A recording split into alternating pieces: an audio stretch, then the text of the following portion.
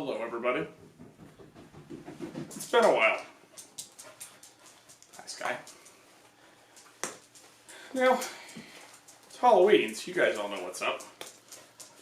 Time to talk about something weird, something spooky. Now, typically, I'm either talking about something of myth or something from a game. Sometimes both. However, today I'm going to talk about something a little different. I'm going to talk about a creation of the internet. Sort of. It's called the Fleshgait.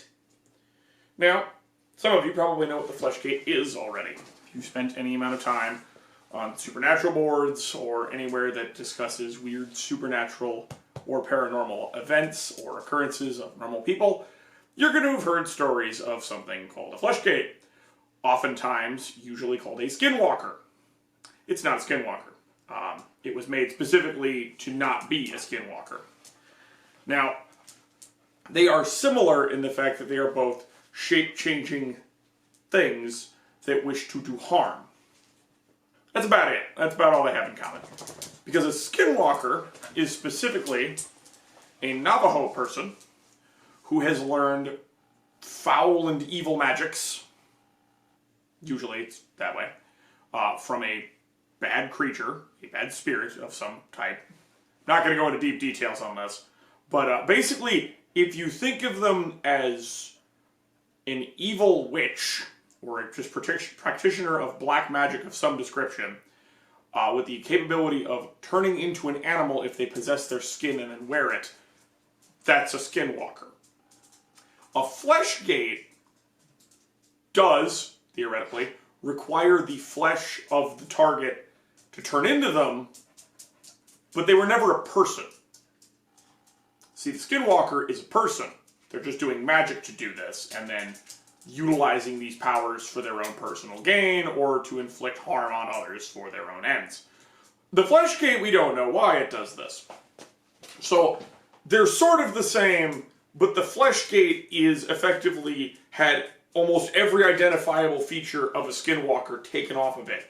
Because there were so many stories and whatnot of Skinwalkers that are going off in Canada or Norway or frickin' Finland or something. And they're just, you're not going to have a Skinwalker there. It's just not going to happen. They're extremely specific to North America and specifically the Navajo region. The region where the Navajo exist in the U.S. That's it. That's maybe one would leave, but frankly, it's a very tight area down in the Southwest. So, what is a Fleshgait? Well, a Fleshgait is a monster that lives in the woods, or just in the wilderness in general, though it can be fairly close to human civilization. It is a creature that turns into people or animals in order to hunt. It is using aggressive mimicry, or predatory mimicry. There are plenty of things that do stuff like this. And of course now I can't think of any offhand, but basically just anything that's going to imitate either the sound, visuals, or smell of something that would be good in order to kill and then eat is aggressive mimicry. It's fairly straightforward stuff. Not to be confused with camouflage. That's trying to make it so you're not seen as effectively harmless.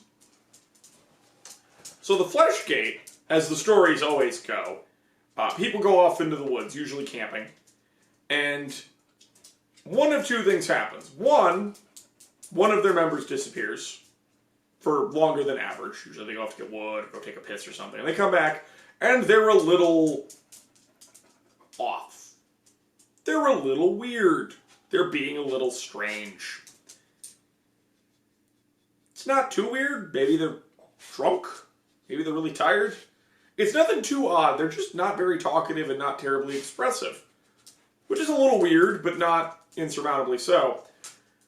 What starts getting weird is that they don't really say anything, and the things they say sound flat. And then they don't know things that they should know. There's the first red flag, or the biggest red flag. Because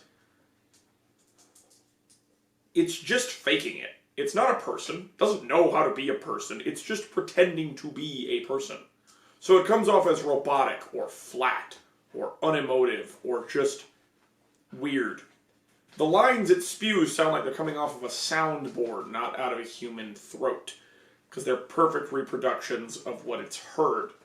And it doesn't really know the context, except by watching other people in the group. Now, the solution in that instance is just get the hell out of there. The solution for the second instance is the same way, it's just a little more insidious. This one, the person was probably killed, and you have no idea.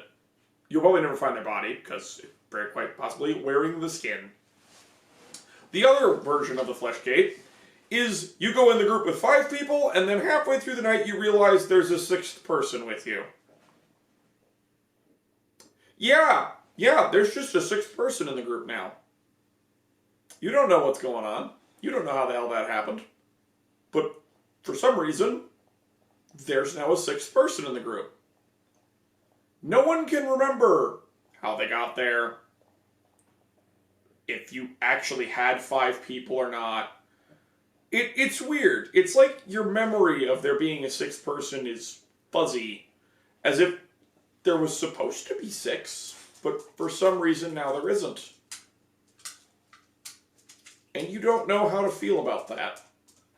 But now that you know that that's wrong, because something tipped you off. Maybe they look weird, maybe they're acting weird, maybe they're walking weird, maybe they're moving a little too stiffly. You don't really get an answer on that one, because the solution is the same. Leave the woods. Because invariably they don't follow. Now there's some stories of them being in human cities, but frankly I don't buy any of those. And honestly, you can go ahead and not buy any of these. The Fleshgait is a recorded creation of the internet. The internet made it. It's called a Fleshgait, well, because it still does the same thing as Skinwalker does. Fleshgait, Skinwalker, Epidermis Ambler, if you want to be a little silly. But it has a lot of these. It's an evolution mythologically, where you took the base tenets of a thing and then applied it to something else. This is like the Wendigo with a deer skull thing. It's not an actual thing. That's just a design feature people kept putting on it, and now it's sort of taken on its own life. The difference is that one doesn't have another creature made for it. The Fleshgait was made specifically so we could separate it from the Navajo spiritual tradition, and then it can kind of go do its own thing over there, away from this very well-defined piece of mythology and spiritual belief. Which is good! I think that's good. You've been inspired by something, you made something else, and now it's over here. Now, at the same time, there's plenty of myths of that, of a Fleshgait-like thing. It's a creature that takes the form of someone else, but is not that person, and uses it to kill other people, presumably to devour them or take their form or whatever. This is a very old genre, subtype, classification of mythological creature. I don't know what the word for it is. I'm tired. You can't tell. I don't have scripts. I just ramble. Fairies are typically the ones that do this. You have changelings left behind. A million other creatures like this are throughout all of human mythology. There's probably a ton I don't know. Please, if you know any specifically, drop them in the comments. But the doppelganger is the easiest one. And doppelganger stories, if you go back to the old ones, want to kill the original. Now, why is that? I have no idea. Presumably not below their cover. The Fleshgait is presumably wearing their skin. Though again, in the second case, it might just be wearing the other person, some other victim's skin, and is attempting to get in with another group to prey upon them. Now, what's their reason for this? I don't know. They don't actually seem to be all that smart. Now, they're not dumb. Okay? They're ignorant. There's a difference there. Dumb means you only have a cup. Ignorant means you have a 5-gallon pail, but it's only, got 3 cups of water in it. There's a lot more room for improvement here. And that seems to be what's going on. The Fleshgait just doesn't understand what it's trying to mimic. So it's kind of bad at it. Not because it's stupid, but because it just lacks the context for what it's supposed to be doing. Or why. So it just comes off like a weird soundboard. Which still kind of works. If anything, it's extremely creepy. So whether you believe in it as an actual cryptid or not, I personally don't, but it's certainly weird, and there's more than enough weird crap in the woods, so hey, I ain't gonna rule it out. So how do you deal with it? Like, does it have any special weaknesses or anything? I don't know. I've honestly never heard of a story where someone shoots it. At the same time, I've also never heard of a story where someone actually has a gun. So I don't know why you couldn't shoot it. Like, I don't believe it's some sort of weird spiritual thing. By the way, apparently you can, like, shoot skinwalkers. Like, that's a thing. Yeah, like, that's a thing you can do. I don't know the specifics. I believe putting ash on a bullet was involved. I don't know if that's to be a specific kind of ash or anything, but there's your freebie for the night. But I don't know why, you know, a .44 Magnum to the chest wouldn't stop it. Or seriously injure it. I don't believe it's some sort of weird super being. I mean, and even most supernatural creatures would really like to not get shot in the chest by a gun. Because it's really hard to evolve to be immune to bullets. The only things that are immune to bullets are like, you know, demons. Because demons are spiritual entities in the first place who are manipulating the physical realm. Basically, unless you're a spiritual creature manipulating the physical realm in some capacity, you're not going to be immune to a gun.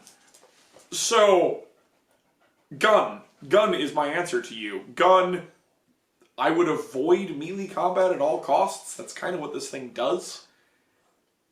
See, shoot it. Or burn it. Fire always works. Or, in the immortal words of Bobby, wood chipper. I don't know how you're getting it in there, but wood chipper. The thing I find more interesting about the Fleshgait than whether it's real or not is what it represents. And it's inside of the design space of the Wendigo, the Skinwalker, obviously, as its origin. The Crawler, as a crazy, weird thing in the woods. Those are fun if you ever want to go digging around in there. Or the Rake. These vaguely humanoid-esque things that are just off. Okay, the Skinwalker's an actual human, but you know what I mean. The Wendigo is an ex-human. But these are things that predate on humans. I also want to clarify, skinwalkers aren't actually cannibals. I mean, there might be a skinwalker cannibal, but it is not a prerequisite. Just saying.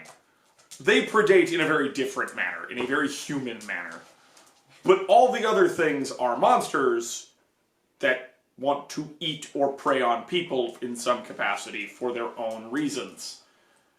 And that freaks humans out. But did you notice they're all still humanoid?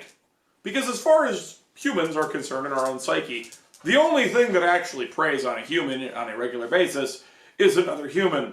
Every other animal we can beat. I mean, maybe not in a straight one-on-one in melee, but, you know, we don't play fair. So, big scary monster in the woods wants to show up, we answer with incredible amounts of firepower. Far beyond what our physical strength can convey. Because that's just how we beat everything. So, the only thing that beats us is us. And I think that's really interesting, and says an awful lot about general human psychology, considering how common this particular trope of monster is across the entire world. So, that being said, I've been Hawk.